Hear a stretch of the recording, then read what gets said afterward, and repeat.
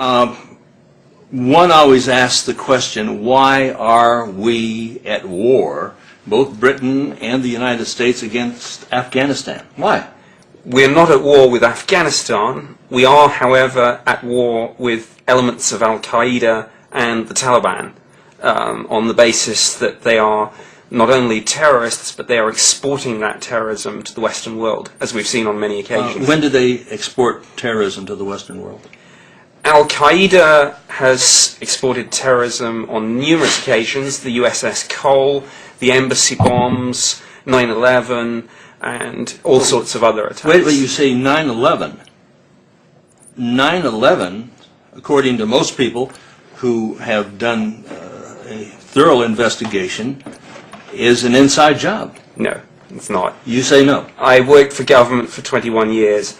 I know what governments do, I know what governments don't do, and I've looked at both sides of this. I've looked at the conspiracy theories. I've looked at the 9/11 Commission report. You're familiar with the law that allowed Adolf Hitler to become dictator of Germany, and the 9/11 law that resulted, the Homeland Security Act, is based very much on it, even word for word in some cases. Well, I would disagree with that. The Enabling Act. I would disagree with that. Okay. Can you tell me how a building could come down with simply the burning of jet fuel, which Jet A fuel burns at about 700 degrees, to melt steel? It's going to take 2,200. How could that defies logic? This is one of the popular. How is it? This is one of the popular misconceptions of 9/11.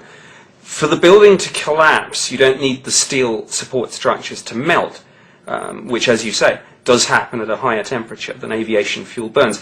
What you do need is for the steel to lose its structural integrity, and that happens at a much lower temperature. So the physics and the engineering is not in Well, it just dispute. defies logic, because we take a look at the explosions, and you see the explosions as they come down on the North Tower, the South Tower, and there is one other building called Building Number 7. Yes. It wasn't hit with an airplane.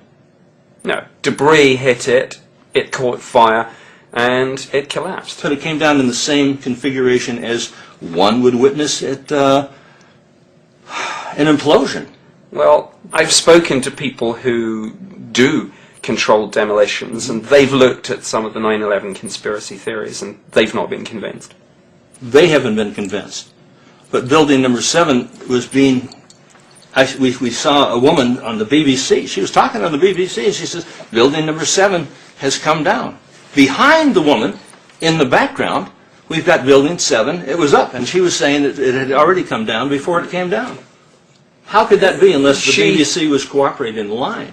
Well, I would find it a very bizarre conspiracy theory that would include in it the BBC. Now, more on the latest building collapse in New York. You might have heard a few moments ago I was talking about the Salomon Brothers building collapsing, and indeed it has. Apparently that's only a few hundred yards away from where the World Trade Center towers were, and it seems that this was not a result of a new attack. It was because the building had been weakened during this morning's attacks. We'll probably find out more now about that from our correspondent Jane Stanley. Jane, what more can you tell us about the Salomon Brothers building and its collapse? Well, only really what you already know. Details are very, very sketchy. There's almost a sense downtown in New York, behind me, down by the World Trade Centers, of just an area completely closed off as the rescue workers try to do their job. As you can see behind me, the Trade Center... Building 7 is clearly visible right behind the reporter. It wasn't until 5:20 Eastern Time that it came down. Buildings 4, 5, and 6 maintained heavy damage from falling debris from the towers, and yet they remained standing. In Madrid, Spain, this building burned for nearly 24 hours, a raging inferno, and it didn't fall. Building 7 received minimal damage and suffered only a minor fire, and yet it collapsed. Be that as it may, I think this was a very confused situation. A lot was going on. The building was clearly on fire and in danger of collapse. This is a woman who's got things coming in through her earpiece. People are telling her different pieces of information. I think it's a simple mistake. It's not, it's not a conspiracy. How can it possibly be a mistake when she's saying that the building has collapsed? There was no danger of that building coming down, and it came down in and on itself like any normal implosive device. It was set. In fact, Larry Silverstein asked why he brought the building down. Or, it came down. He says, well, it was in danger, we had to do it. And to set up an implosion takes... That's not my understanding of what he actually said. The phrase that's often used is, pull it. I remember getting a call from the fire department commander telling me that they were not sure they were going to be able to contain the fire. And I said, we've had such terrible loss of life. Maybe the smartest thing to do is pull it. And they made that decision to pull, and then we watched the building collapse. Actually, what he was referring to was the firefighting team that was in the building. And what Larry Silverstein said was, too many people have died already on this day. I say we get the team out of there, pull it. I.e., pull the team out, not pull the building down. According to FEMA's building performance study, firefighters were never in the building. Preliminary indications were that due to lack of water, no manual firefighting actions were taken by the fire department. And these statements, from Popular Mechanics and the New York Times, confirm that no firefighting took place in Building 7, and that the fire department had ordered firefighters away from the building at 11:30 a.m.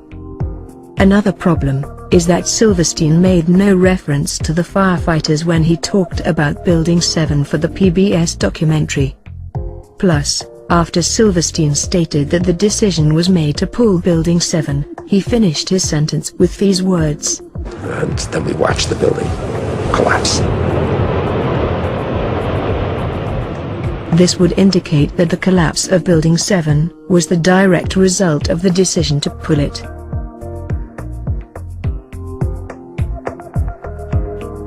As a successful property developer, Silverstein would have gained considerable experience in hiring contractors to carry out controlled demolition of buildings. It's reasonable to assume that he would be aware that the term pull is often used by demolition experts to refer to bringing a building down. For example, here's Ground Zero's post-disaster wrecking crew talking about preparing to demolish Building 6.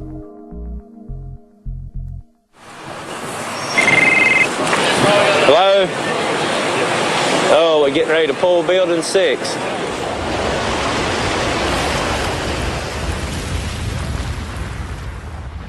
When referring to Building 7, it was Silverstein who suggested that the smartest thing to do was to pull it. I said, we've had such terrible loss of life.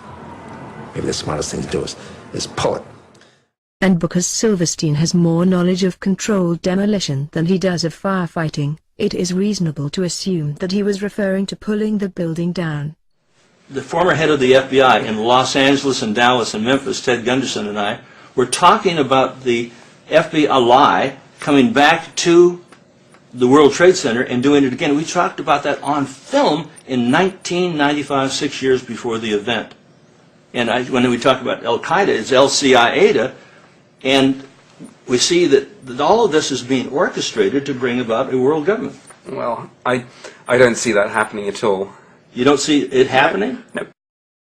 Good evening, everybody. President Obama and British Prime Minister Gordon today calling for a new world order to tackle our global economic crisis. I think a new world order is emerging, and with it the foundations of a new and progressive era of international cooperation. We've got to give them a stake in creating the kind of world order that I think all of us would like to see.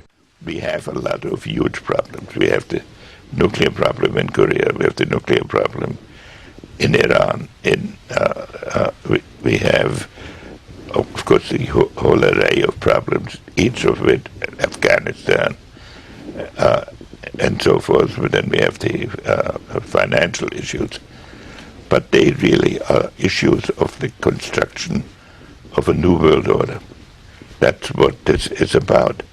I think we we'll have to agree to disagree on a lot of this, but I have a plane to catch now, so going to go, but happy to pick up these issues in more detail soon. Maybe you could explain to me how steel can dissolve with Jet A fuel, which burns at 700 degrees. It didn't melt. It lost its structural integrity. You know, that's why the building came down. You know, the FBI actually paid for the bomb that went in the 1993 blast. Well, Sheikh Omar Abdul Rahman. Well, I'm not sure that's actually correct. Well, I'm going to give you a film so you can understand it. If it's in a film, it must be true.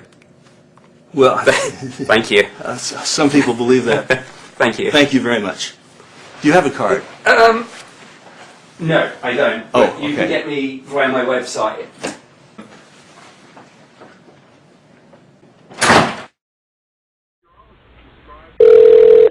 Good afternoon, Milano Company.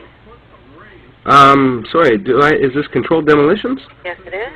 Okay, I was wondering if there was someone I could talk to briefly just to ask a question I had. Well, what kind of question?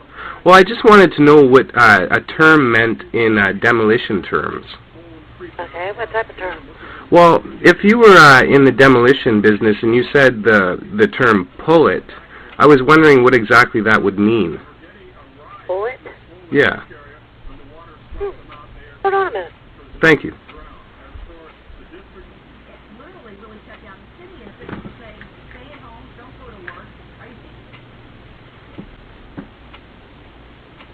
Sir? Yes? Pull it is when they actually pull it down. Oh. Well, thank you very much for your time. Okay. Bye.